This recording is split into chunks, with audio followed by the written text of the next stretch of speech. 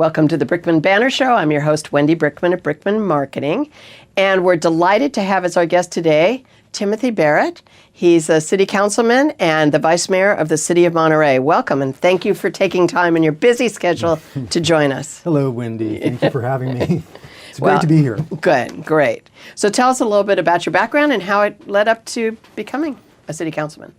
Okay, well, I think preparation for becoming a civil servant at any level really is a whole life experience. And I've been a breadwinner, a business owner, a single parent, an educator, a caregiver for my mother, and now I'm in public service. So really, my whole being in life has been to give and to take care of the people that are around me. But when you talk about what has prepared me for public service as a city council member, I really think, to know someone, you really have to go back a little further into their upbringing. And so my preparation for the service I'm doing now really begins with my parents and what their background is and the values that they instilled in me. So my mother came from Kansas. She was brought up on a farm in Kansas and moved to Monument, Colorado, where she met my father in high school. My dad was a soda fountain jerk where he would make milkshakes and things like that for people. Sure. Really the center of popularity there at the soda fountain. Sure. When World War II came, he answered the call and went overseas. And my mother and my grandmother and my oldest brother went to Los Angeles to meet him when he returned. And there they set up essentially a new family homestead in really a one-room, small house on Lenny Canal in Venice. And when my dad came back from serving in the war, he really didn't have much except for the VA benefits. And he used those benefits to go to night school. He worked during the day. And he learned refrigeration and appliance repair. And eventually, he opened his own business. And, he really showed me the value of work, hard work, and sticking to your goals. In the beginning, he would take his toolkit. He didn't have a car. And he would get on the bus, and he would pay the bus fare and ride the bus clear across Los Angeles County to do a job. Nice. And then come back. Nice. But eventually, he kept with it, and the family business grew, and we had quite a business going for about 75 years. Wow. In Santa Monica on Main Street. Wow. Right. And my mother taught me the value of neighborliness, really connecting with neighbors and people helping each other out, and always working to make sure that the motivation of everything we do comes from loving kindness. And I really try to carry that forward into public service because that's essentially my value base. I moved to this area 36 years ago, and the reason I moved here, I'll just recap a story. Sure. Where I used to ride my bicycle to work, and Okay. I worked in our family store, and I worked myself up from a delivery person to a department manager. But I rode my bicycle to work, and one day I was riding along, and this bus was pulling out from the bus stop, and we were going about the same speed for a while. So for about a half a block, the exhaust of the bus was blowing directly onto me, and I immediately felt covered in soot, and I went through the rest of the day feeling Slimed. yeah, dirty, Yeah. until I was able to get home and clean up. And Sure. that type of experience was one of the contributing factors when I was ready to start a family, to look for a place that had a wholesome environment, that was beautiful and had nature that was accessible, but also had enough of an economy to where people could work and make a living. Right. And so, my goal was really to establish myself in a place where I could raise my family. And I wanted my child to have a place that she really felt was home, that she would have lifelong friends and really feel connected to community. And I feel very good that I've been able to accomplish that here in Monterey. Monterey is a wonderful community. People develop lifelong friends. In fact, my daughter was in the maternity ward side by side with her lifelong best friend today. Oh, and nice. she's 27 years old now. Wow, So nice. to me, that was a great accomplishment. And Yes. that's the kind of community that Monterey offers. Yeah, caring. Yeah, right. Community And- of caring, don't they have yeah. a program called that? Yes, and long-term established relationships, really stability in people's lives, and I think that's very important. But when I first got here, I didn't have a job. I needed to figure out what to do. Yeah.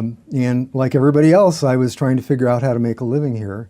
And so, like my father, similarly, I had a night job, and during the day, I was beginning to establish my business, and You studied. I worked at night. Okay. In a hospitality job. Okay, right. And I worked during the day building my own business, which was along the same lines of what I had learned with my father: refrigeration, appliance repair, custom kitchen upgrades with specialized appliance installs and that sort of thing. So you were in hospitality and I was construction. I was for a while. Yeah. But those are two key industries around here. So Right. that's good. Yeah. Right. So, but the point was that I was building a business in the trades, and I did what I had to do to get it going. Right. Like my father did. I tried to really show resolve and live out that hard work ethic, and that was great for quite a long time. I reinvented myself, though. I went back to school here. And that's what I love about you. I feel that you study and you're thoughtful and so you did that. I did, yeah. Yeah. I actually went through the school system here. I knew my trade, but I really wasn't well formally educated. So Sure. I wanted to have a strong formal education. So I went to Monterey Peninsula College, and then I transitioned and went to California State University, Monterey Bay, and the Middlebury Institute of International Studies. Wow. And eventually earned a master's degree in instructional science and technology, and then embarked on a new career path, which was in education. I took that education that I received, and I moved into a job at CSUMB, where I was an academic coordinator. And as an academic coordinator, I oversaw several programs. One of them was that I worked with refugees who were trying to learn functional English skills here so that they could, escape whatever hardship that they had been experiencing politically in their home country, and many of them were from El Salvador at that time, and help them to learn how to actually operate with their language skills and become culturally acclimated and so forth, and understand what their surroundings were. And I oversaw and worked with programs that helped bridge the gap of students from, I'll say, underperforming schools, Yeah. so that they could have successful careers in college. Wonderful. And then transition into strong careers after that. I also, though, instituted new programs as an academic coordinator, such as professional development for instructors at the Defense Language Institute and other kinds of programs like that.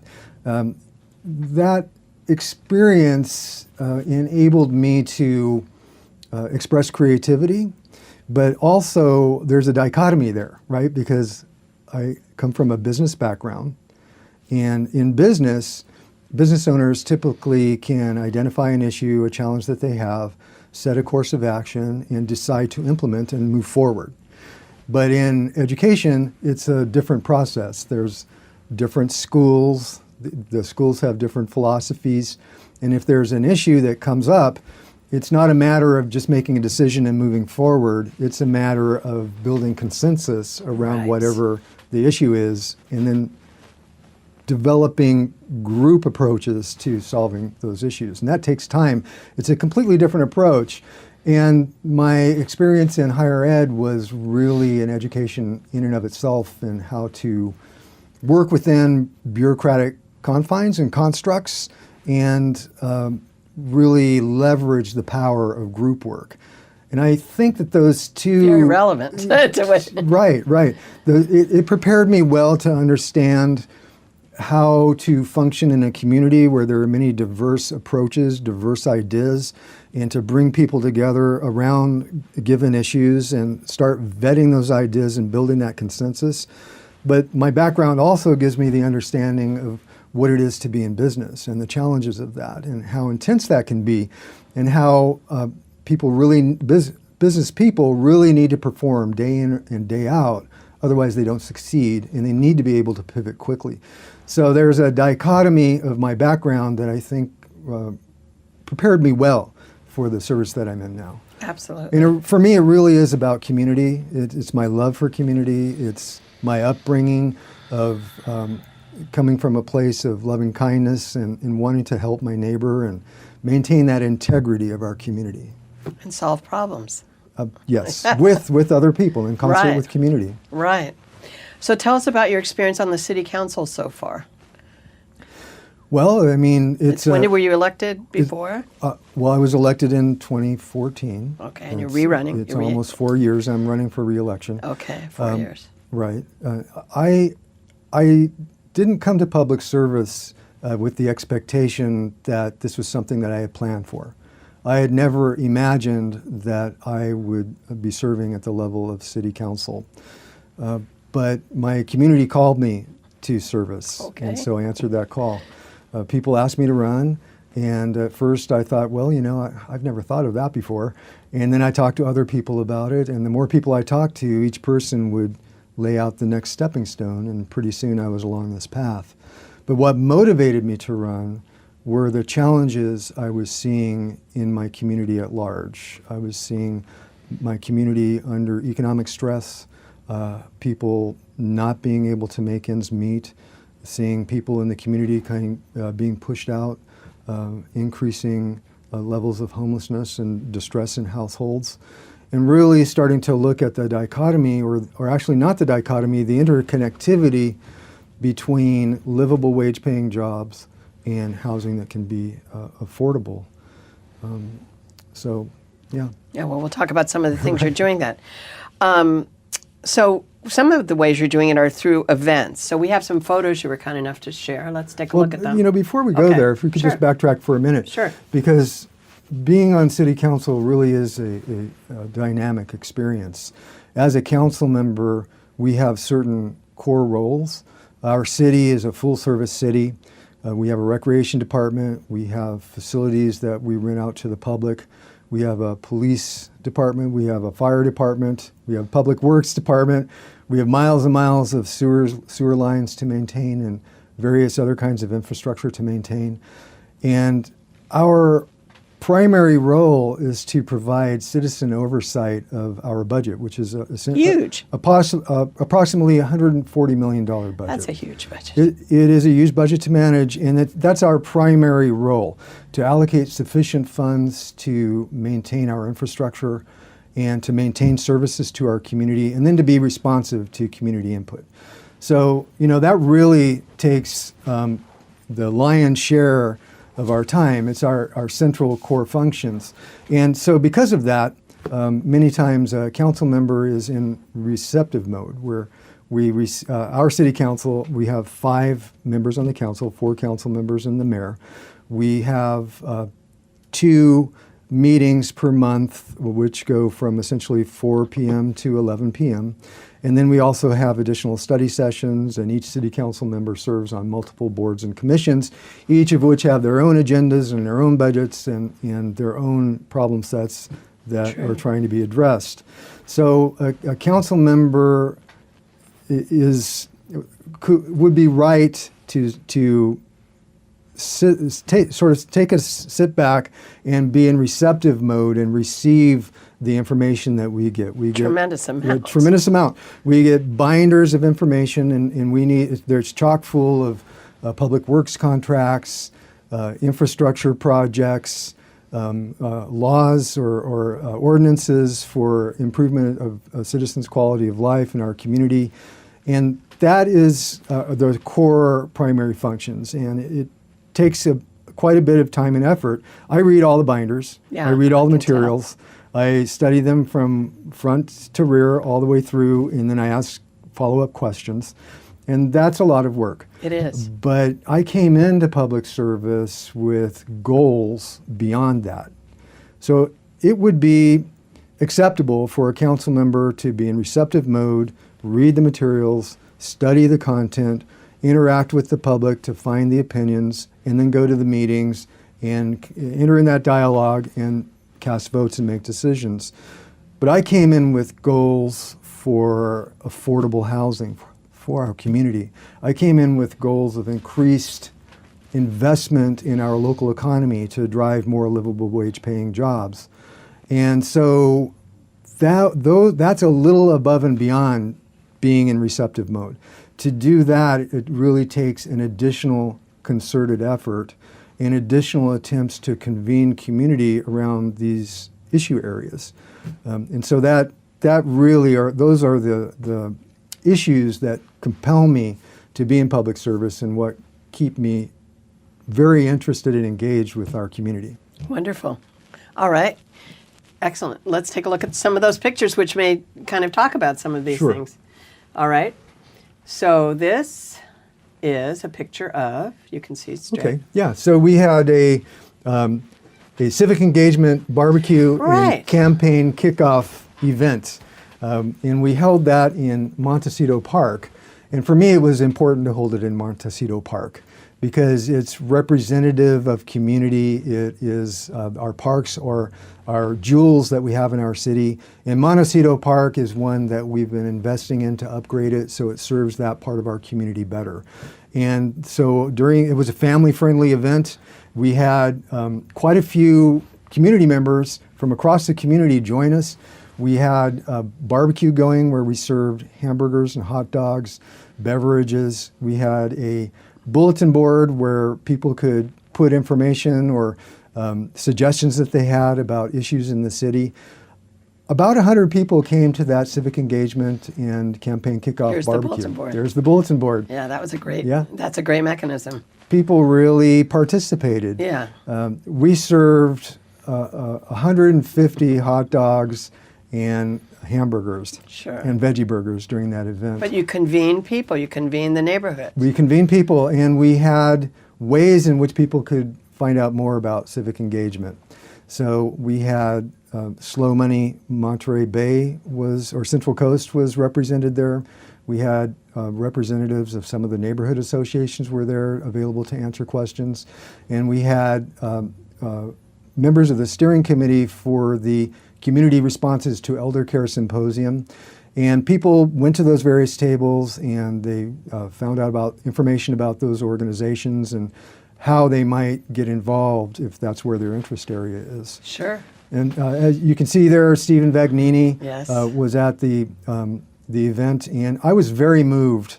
He introduced me as I was about to address the gathered supporters. And I was very moved by his comments. I really appreciated him being there. And he's a very strong supporter, and I'm That's very nice. gratified for that. Yeah, it's interesting, he's a tax assessor for the county, Yes. but he also does community events like the West End and music, and he's very involved on a lot of levels, so that's great. Right. Any And, other pictures? Well, we had Dave Holodiloff band was there. Yeah, I think we have some pictures of that. And That's what I was thinking, we'll take a look. Just really great. He's brilliant. He and his friends, and he brought There he is. he brought more than we had bargained for. A lot of He's people came to brilliant. play music. He had been in a concert that a lot of people paid for, a sellout concert the day before, Wow. and he stepped up and he came to our barbecue. He's a and great guy. Yeah. Very talented mandolin player. Good energy there, and he helped set the mood and the tone for this really engaging, Fun event. fun-loving event. Yeah. And I was also very moved by the engagement of the people that attended. There were so many conversations going on and people really visiting over issues and networking and making connections and just very engaged. A lot of public dialogue, a very worthwhile event. Well, I think it's rare that people have the opportunity to other than coming to the city council, which is a little off-putting, I have to say, to stand up by yourself and read. But this is something a little bit more casual where you can feel comfortable talking with you or talking with some of the other people who were there. And it's just a really good atmosphere. Now we're moving to a different event. I see former Congressman Sam Farr with his beard in the back. Right. So talk about this event. well, I see me in the front. There I am. This is a press conference in which we introduced an initiative known as the Neighborhood Housing Fund for Monterey. And the Neighborhood Housing Fund is essentially a construct to engage community around the challenges of affordable housing. And when you look at the challenges of affordable housing, they're fairly significant. Definitely. And you're right. In our area, 1 in 2 people are challenged to afford the cost of housing. We have approximately 1 in 3 people. Let me just say, we are a wealthy community. We do have resources, and we do have people that industry that is creating a strong economic base for our city, good revenue. But we also have 1 in 3 of our population living at or below the poverty level when adjusted for the cost of living. And so how can we bring the wealth of our community together with the challenges that we're facing around housing so that we can have some productive forward motion? And that's essentially what the Neighborhood Housing Fund for Monterey is about. And Sam Farr is a big supporter.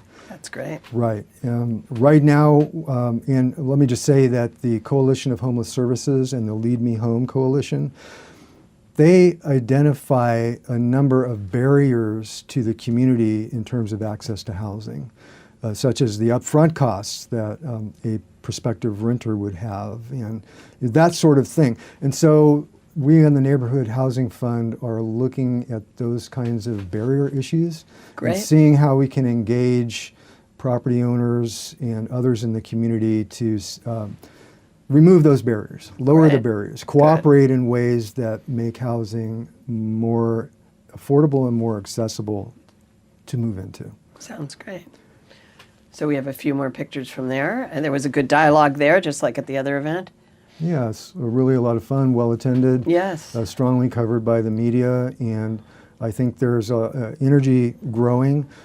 We know that housing challenges are great. For us to live in our community and to have generations of people that can continue here, we have to have housing. It has to be affordable. It has to be supported by a diverse economic base where people have livable wage-paying jobs. And employers identify lack of workforce housing as a constraint on the well-being of our economy. And just a moment ago, you saw a photograph of P.K. Diffenbaugh from our public school system, and he identifies affordable housing as one of the barriers to recruiting teachers to be here and to stay in our area Right. long term. That's Right. one of the biggest challengers. So residents and employers alike see the challenge there. They see that it's something that needs to be solved. And the Neighborhood Housing Fund for Monterey is really a mechanism for convening all those parties around those issues. That's exciting. I think Right. it's great. Any other pictures here? I don't know. Oh, that's a very well-known gentleman. Right. I'm very pleased to have support of a diverse set of people from across the community. Before I was even announced that I would run for re-election, and the reason I'm running for re-election is because we are midstream in so many of these issues that we've been working to Complicated. solve. Yeah. And they've taken hold. They're midstream. They're not completed yet. So really, They're complex, of course. they're complex. We've made forward motion, and it just needs to be seen through. Right. And I want to continue that work. That's Good. why I'm running for re-election. Great. But before I decided to run for re-election, I was wondering if I should, if my community wanted me, if there was value in me staying in office. And without asking, I started to get that feedback just everywhere. At the grocery store, people would come up to me and thank me for public service and encourage me to run. And people that I had never interacted with before came up to me and they said, "We like what you're doing on the city council. We'd like you to continue running." And I have my whole operating way of operating on the city council has been to bring people together. I can tell. I- Yes, I- a convener. Yes, it's Yeah. a convener of community. Yeah, And not everybody can do that. It's a I'm- gift. Well, I'm not one for separating people into separate groups. I would prefer to say, okay, it just as in education, you have different schools with different philosophies and different approaches. Our community has different schools of thought, different interest groups, and so forth. But when you set a community challenge and you convene these different groups of people together as one community, it's surprising the interconnectivity that there is. And this segues beautifully into the Elder Care Symposium that's coming up. Talk a little bit about that. Right. Well, I will, but I just want to continue Yeah. expressing how surprised I am Yes. at the support I'm not surprised. I've gotten in the community. Well, it did. It took me by surprise. Okay, well. And You deserve it. You're working hard, and it's obvious you're thoughtful about all this. So, the most ardent activist and revolutionary and the most active environmental activist, I have support there. And from the most established, Dan well-connected business person, I have support there. And I think that's an outcome of not wanting to divide, but wanting to bring people together for constructive great. outcomes. Sounds And, great. Yeah, we're achieving them. so the Elder Care Symposium, I don't want to not have time for that. Oh, Talk are we us running about- out of time already? Yes. You were worried we wouldn't have enough to I talk was about. worried about We haven't even gotten through half the questions No. yet. Okay, so the Elder Care Symposium. We do have a diverse community. However, we have need. And one of the things that I noted before running for office were the challenges that people in our community that were on fixed incomes were having. Not really being able to make ends meet, depending on food banks. As I walked on my campaign in 2014, I was also at that time primary caregiver for my mother, and that was quite an instructive experience. I learned a lot about life during that experience, and it was one of the issues and life experiences that was at the forefront of my thinking when I went door to door. And so I would mention that to people. And what I found out by doing that was that people all across the community, in every neighborhood, in every socioeconomic demographic, are facing these challenges of caring for their loved ones. And I know from personal experience and from speaking with others that the more people really depend on family to take care of each other. It's coming from that place of loving kindness and responsibility that we have to our family and to our community. And the more one is drawn in to the rewards and the challenges of caring for a loved one and the increasing demands that that can have, typically the further away from community support mechanisms they're drawn. And so the community responses to elder care has, its tagline is engagement, education, and empowerment of citizen problem solvers to solve the needs of our elderly and their caregivers, especially the family members. And this is coming up this coming Saturday. Yes, Saturday, September 15th. Right. At Monterey Peninsula College. Right. Registration begins at 9 a.m. and then we move into a plenary. And Here we are, our website. right, okay, so you can find out more and you can register at eldercaresymposium.eventbrite.com, and that's what's on the screen, eldercaresymposium.eventbrite.com. Great. Are we actually finished? Yes, I'm we're not. I'm almost- just getting warmed up. I can tell. Wendy. Okay. We'll have you back. But how can people reach you? So, Well- or where, how can they reach you? At a website or phone? Right now, website? I have an Yeah. interactive website for my election campaign. Good. You can find me at www.electbarrett.org. Okay. And we have a lot of information up there. We have ways to be involved. We have contact forms. My phone number is listed there. There are various ways to participate. And we have forms that you can fill out to get a hold of me and connect with the campaign. And come to the events. And a lot of information up there, Great. yes. Wonderful. Well, thank you so much for being here. The time sped by. Gosh, really. Yeah, you have some wonderful experience, and thank you for sharing it with our viewers. Thank you, Wendy. Good night.